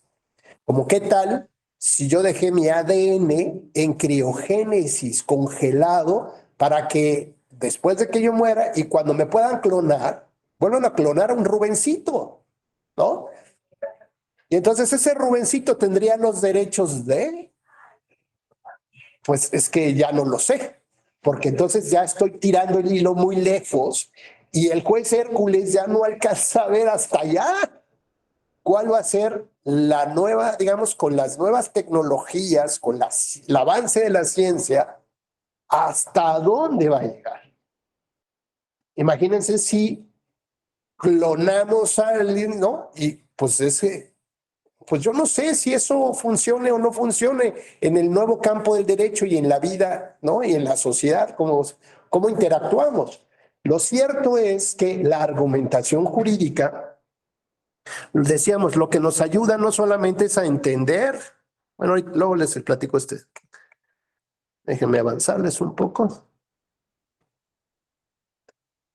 La argumentación jurídica lo que nos va a ayudar es, primero que nada, a tratar de entender cuál es el lenguaje que estamos utilizando desde el punto de vista del legislador, en primer lugar, para darle un contexto, un concepto y establecerlo, digamos, en una misma línea para que todo el debate fluya sobre esa misma línea y no hablemos de distintas niveles de lenguaje, porque entonces no nos podríamos entender. Como el caso de las virtudes de un juez y las virtudes de una persona, ¿no?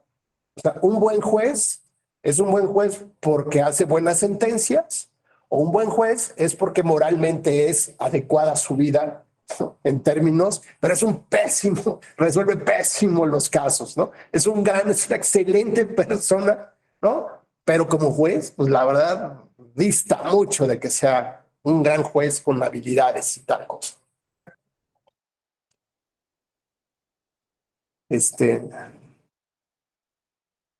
¿Cuál es Guadalupe?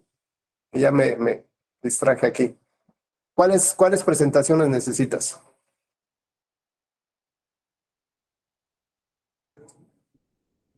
De las presentaciones que ha expuesto, doctor, como esta de que nos está presentando, ha habido otras y le hemos estado pidiendo que si nos auxilia con sus presentaciones. Pero a mí no. Perdón, no escuché. Digo que a mí no me las han pedido, que a quién se las pidieron. En el chat, doctor. En el chat lo hemos pedido y nos han dicho que luego un compañero de ustedes nos las va a enviar. Ah, bueno, pues entonces yo creo que un compañero se las enviará. De todas maneras, si no, mándenme un correo, por favor, a ruben.becerrar@te.gov.mx y específicamente, digo, si no se las mandan de aquí, yo con todo gusto se las hago llegar. Muchísimas gracias. No pasa nada. Bueno, estaba yo, decía, ya me acordé de lo que les estaba platicando. Decía yo que entonces lo que la argumentación jurídica te ayuda es no solamente a entender el lenguaje que vas a utilizar, sino también te ayuda a corregir el pensamiento mediante el cual estás procesando la toma de decisiones. Entonces tienes dos opciones, tienes entre aplicar la ley taxativamente sin interpretarla, o tienes, digamos, o sea, con la consecuencia natural, que habrá los casos que el legislador ya los previó, pues se pueden resolver de acuerdo a esa consecuencia que en términos generales podría ser adecuada. Podría ser, pero no todos los casos son iguales. Ya vimos que hay similares, que cambia, que hay una variante del caso. Sin embargo, la regla tenemos que aplicarla. Y decíamos que en todos estos casos de la hija del amante, del niño que nació después de la muerte del papá o del hijo adoptivo, hoy en día deberían tener derecho a heredar, reconociéndoseles ese derecho. Sin embargo, tendremos que esperar a que modifiquen la ley para que se les reconozcan. ¿Cuándo va a pasar? Nunca. Imagínense que todo el tiempo hay que estar modificando leyes, pues bueno, olvídense. Lo que se tiene que hacer entonces, y la argumentación te ayuda, es a entender de qué está hecha la norma. ¿Esto qué significa? Bueno, pues que si ven un muro de allá, el muro de atrás, o el muro que tienen ustedes ahí cerca de su casa, donde están, pueden preguntarse de qué está hecho. Y alguien puede decir, bueno, pues yo veo un muro que pues tiene pinturita, ¿no? Y puede ser de tabla roca, o puede ser de piedra, de ladrillo, puede ser que tenga cemento, que tenga agua, arena, varillas, que tenga las lágrimas del albañil, ¿no? Porque si un martillazo ahí en ese momento lloró y sangre, hay sangre, sudor y lágrimas, ¿no? Y una basura de gansito seguramente ahí metida. Bueno, cuando logramos abrir, penetrar no solamente lo que advertimos visualmente, podemos entender de qué está hecho. Lo mismo pasa con la norma jurídica. La norma jurídica la vemos pues así en dos planos, ¿no? O sea, vemos su texto y eso es lo que dice. Y es como si viéramos ese muro. Pero si logramos abrir la norma, entenderíamos de qué está hecha. Y de lo que está hecha este caso con el cual hemos jugado, está hecho del concepto de la filiación, que es lo que nos dijo Leti. Es todo aquello que no podemos definir como el tema de la lealtad, el tema de compromisos, de proteger los bienes, del reconocimiento como si fueras mi hijo, del amor que te profeso y el agradecimiento que yo tengo porque fuiste mi padre y yo te cuido. Es decir, hay demasiadas cosas que están en juego para que uno sienta que tiene el derecho, no más allá de la ley, o que alguien me haya reconocido o no, que yo siento que tengo el derecho a heredar de esa persona. Porque en ese concepto, en todo eso, está el concepto de la filiación. Claro que el tema de la filiación está el haber nacido dentro del matrimonio, porque acuérdense que lo que se quería proteger hace 100 años, que data esta ley, pues justamente es el concepto de familia. Porque en esa época histórica se requería que las familias, ¿no? O sea, que se construyera la familia a partir del matrimonio.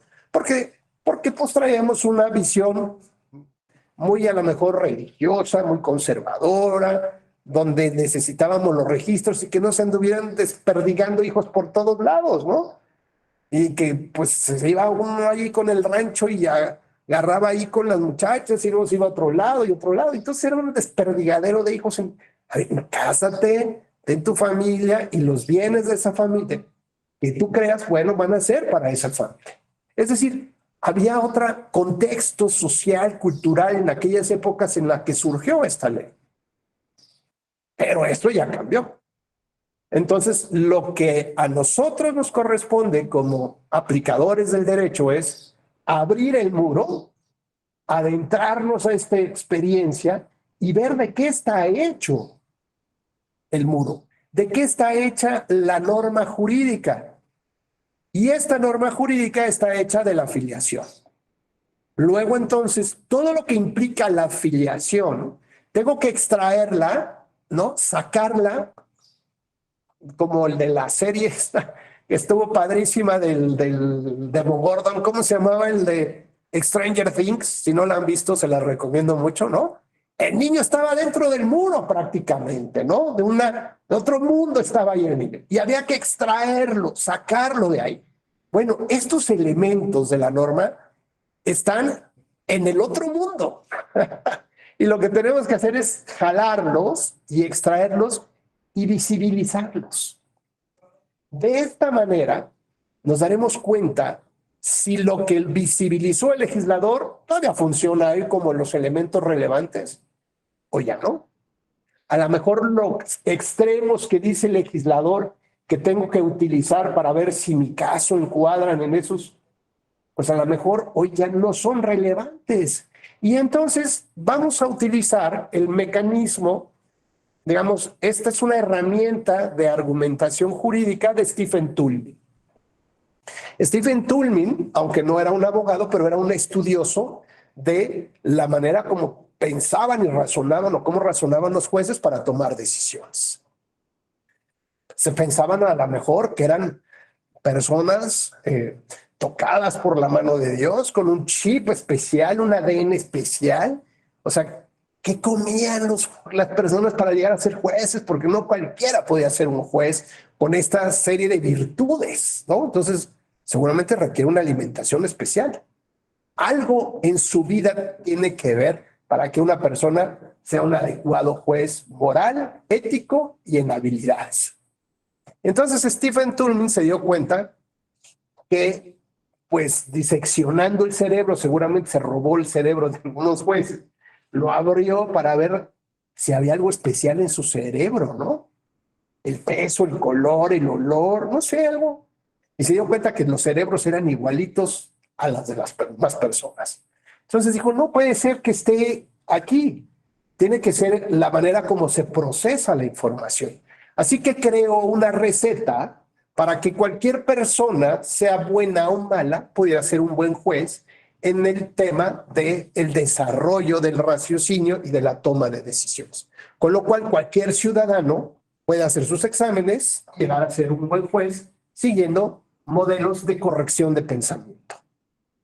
Y entonces Stephen Toulmin nos habla de 5 elementos. Y estos 5 elementos tienen que ver con la pretensión, razón, garantía, respaldo y refutación. ¿Qué significa todo esto? Bueno, la pretensión significa lo que yo quiero conseguir. ¿Qué busco? Pues que me reconozcan el derecho a heredar, por ejemplo, ¿no?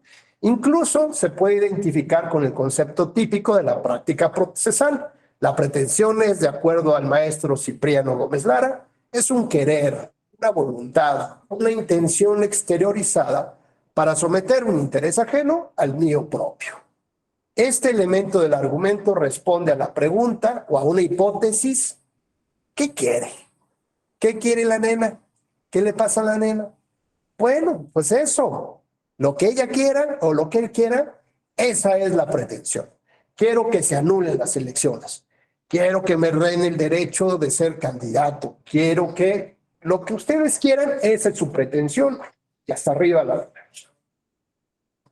Por ejemplo, la pretensión consiste en demostrar que el policía infringió la libertad de expresión de Ana cuando ella repartía panfletos a las personas presentes en una manifestación.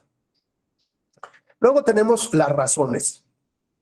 Las razones son hechos específicos o motivos relevantes y suficientes que justifican la pretensión. Las razones responden al cuestionamiento. ¿Por qué motivo se cree que está justificado lo que se pretende? Puede haber varias razones para acreditar una misma razón. O sea, a ver, yo quiero irme de vacaciones a Europa. Esa es mi pretensión. ¿Cuáles son las razones que tengo? Pues porque no conozco Europa. Ah, bueno, eso podría ser uno. Ah, porque mi familia está en Europa. Ah, bueno, pues esa sería una segunda razón. Tercero, porque tengo un cáncer terminal, ¿no? Y entonces tengo que conocer el mundo. Bueno, pues es una tercera. Puede ser porque tuve un sueño, ¿no? Y me imaginé que iba a conocer el amor de mi vida en Europa. Bueno, pues esa es otra razón, ¿no? Y cada quien puede tener las razones que crea necesarias que van a tratar de llegar a demostrar lo que se quiere. Pero también las razones tienen que ver con el derecho, con las normas, con estas ligas, ¿no? ¿Y cuáles son? Pues son estas pautas que por el conocimiento personal o jurídico podemos aplicar. Por ejemplo, la pauta que establece que las autoridades tienen el derecho de detener a Ana. No, por si está pintarrajeando ahí la puerta Mariana, bueno, pues, o está quemando ahí Bellas Artes, pues claro que la pueden detener, ¿no? Bueno, esa es una norma. Otra norma es la que establece la pena por el delito de homicidio o el derecho a tener vacaciones. Bueno, pues todo eso son razones para Stephen Toulmin. Son razones que soportan la pretensión. Una razón porque yo quiero ser candidato, pues una razón es porque yo cumplí con los requisitos necesarios para ser el candidato. Entonces hay una regla que establece cuáles son los requisitos, a lo mejor cuál es el tiempo en que se deben de presentar, a lo mejor hay otra regla que dice cómo acreditar los requisitos, ¿no? Eso es otra cosa. Bueno, esas son 3 razones distintas que están relacionadas con la pretensión que es quiero ser el candidato. Ahora bien,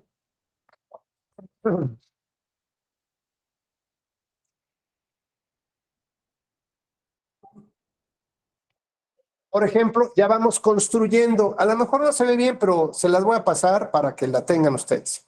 Pero ya vamos construyendo el argumento. La pretensión es, un policía infringió la libertad de expresión de Ana cuando ella repartía panfletos a las personas presentes a la manifestación, ¿no? Ella que, imaginen a Leila, ¿no? Pues está dentro de una manifestación y está repartiendo ahí papelitos.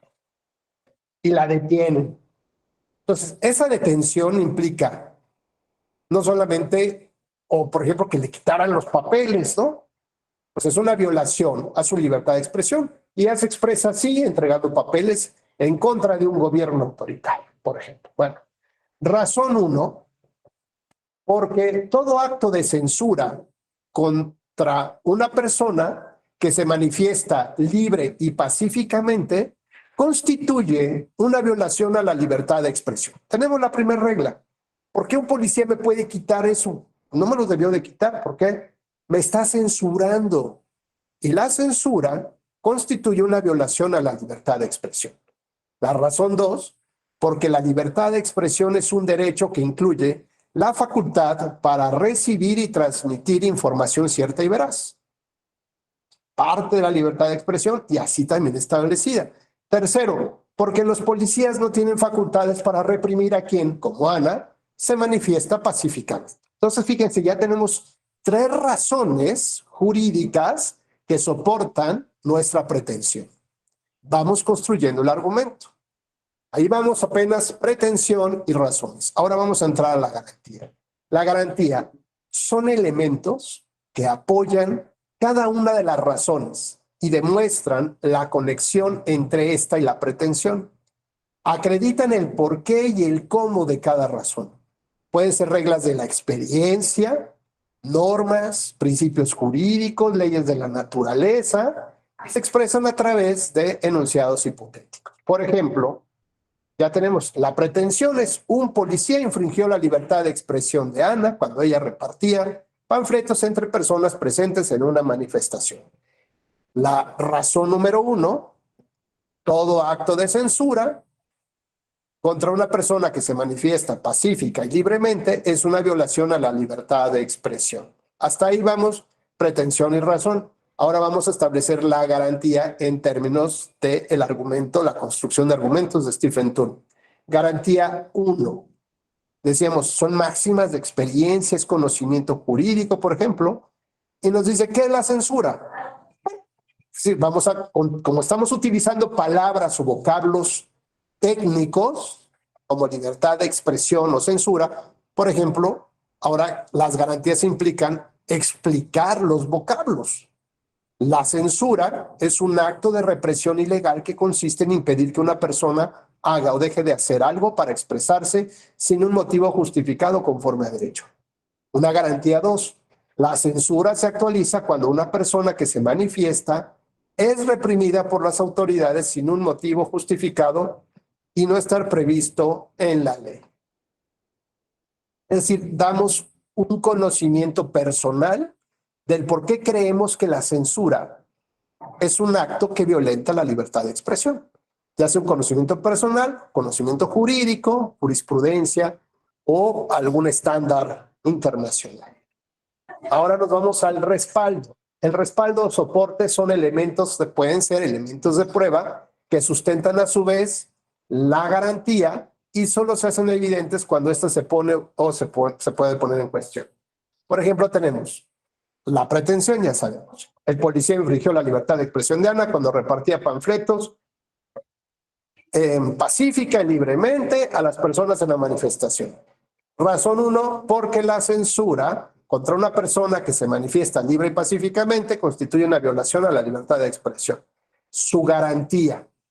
La censura, su contexto, es un acto de represión ilegal que consiste en impedir tal cosa. Su respaldo, esto es, el artículo 6 de la Constitución, establece que la manifestación de las ideas no podrá ser objeto de ninguna inquisición judicial o administrativa, sino en caso de ataque a la moral, derechos terceros, perturbación del orden público. El respaldo 2. La Relatoría Especial de Naciones Unidas para la Libertad de Expresión señaló en su informe 32 que las autoridades administrativas y judiciales no deben ejercer censura ni represión contra la manifestación pacífica de las ideas. Un respaldo 3. Las videocámaras del Sistema de Seguridad Pública del Distrito Federal captaron el momento en que el policía arrebató de las manos a Ana los panfletos que repartía entre quienes participaban en la manifestación. Grabación 3/2012-21 en el minuto del 43 al 47, por ejemplo.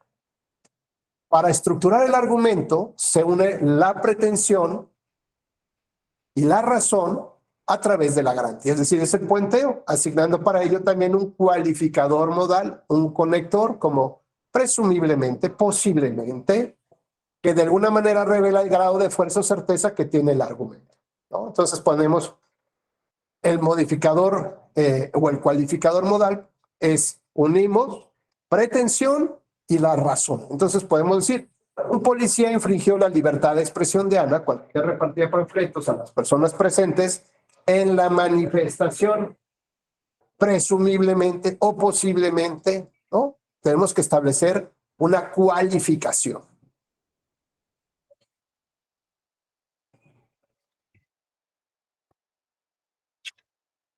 En el desarrollo de Toulmin se advierten dos cosas. Primera, existen datos, información o pruebas que pueden objetar también el contenido del argumento.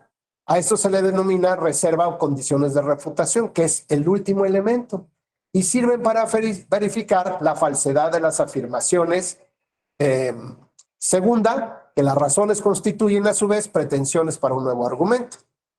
En el caso planteado, una condición de refutación sería, por ejemplo, que los panfletos repartidos por Ana incitaran al odio racial, caso en el que habría que agregar las expresiones excepto sí o salvo que, ¿no? Entonces, bueno, digamos, en el modelo de Toulmin, lo que nos hace es construir justamente el argumento. ¿Cuál es la manera de corregir la forma de pensar del propio juez, ¿no? Entonces, no necesitas ser una excelente persona, claro que eso te va a dar legitimidad en términos de la visión y la percepción que tiene la ciudadanía de sus jueces, que en estos términos pues se requiere mucho, porque hay un abismo, ¿no? Hay una coyuntura espantosa entre la sociedad y el sistema judicial, ¿no? De esta manera, bueno, la forma como para Toulmin nos puede ayudar a corregir el pensamiento de defectos en cuanto a la subjetividad, en cuanto al compromiso que pudiéramos tener, a lo mejor con presiones políticas, con presiones internas, ¿no? Que el mismo magistrado te diga, oye, necesito que me ayudes y que resuelvas este tema de esta manera, ¿no? O recibir un mensaje de un miembro del Consejo de la Judicatura, de un ministro, ¿no? Alba, por favor, ahí te encargo mucho este tema. Pues como ¿por qué? ¿No? ¿Dónde está esa independencia judicial? Bueno, pues si sometemos la decisión a este tipo de elementos, pues evidentemente podemos observar cuál es el camino que debe recorrer para la toma de decisiones. Luego entonces, cuando una sentencia carece de una estructura argumentativa, bueno, pues es una sentencia deficiente y una sentencia que fácilmente puede impugnarse y caerse en la siguiente instancia. Pues hasta aquí dejaríamos esta charla con lo que es el modelo argumentativo de Toulmin. La próxima vez veremos digamos, la adaptación de este mismo esquema, pero ya le vamos a incluir el test de proporcionalidad de Robert Alexy y veremos cómo puede funcionar un esquema de ponderación a la par que podemos generar una subsunción, ¿no? Que es, digamos, dos maneras diferentes de cómo se resuelven los casos en el proceso de razones, ¿no? De razonar jurídicamente cuáles son los pesos que tienen todas estas garantías, respaldos y refutación. Y bueno, pues ya vamos a ver algunos ejemplos también en materia electoral de cómo se ha llevado esta estructura argumentativa. Pues hasta aquí esta charla del día de hoy y espero verlos el día de mañana. Que tengan muy buen día. Muchas gracias. Gracias, gracias Manuel, gracias Alma, gracias Leila, gracias Leti, nos vemos hasta Buen día, mañana. doctor. Gracias Muchas Jorge. gracias. Hasta luego, buen día.